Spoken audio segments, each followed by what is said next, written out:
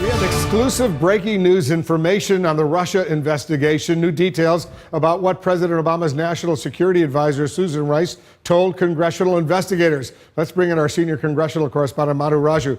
Manu, what are you learning? Wolf, last week when Susan Rice met with the House Intelligence Committee, I'm told she talked at length about unmasking the identities of Trump officials whose names were shielded in classified intelligence reports. Now, Rice was trying to figure out why the Crown Prince of the United Arab Emirates was in New York last December, because the Obama administration was not notified in advance of the Crown Prince's visit, which is typically custom. Now, it turns out the Crown Prince was in New York to meet with Jared Kushner, the president's son-in-law, Steve Bannon, his chief strategist, and Michael Flynn, then the president's incoming national security advisor. Now, the Washington Post reported on the meeting earlier this year, but this is the first we're hearing of Rice detailing it as a reason to unmask. We've also heard about another secret meeting involving the Emirates. Yeah, that's right. This New York meeting preceded a separate effort by the UAE to facilitate a back-channel communication between Russia and the incoming Trump White House. And that back-channel discussion, we know, took place in the Seychelles Islands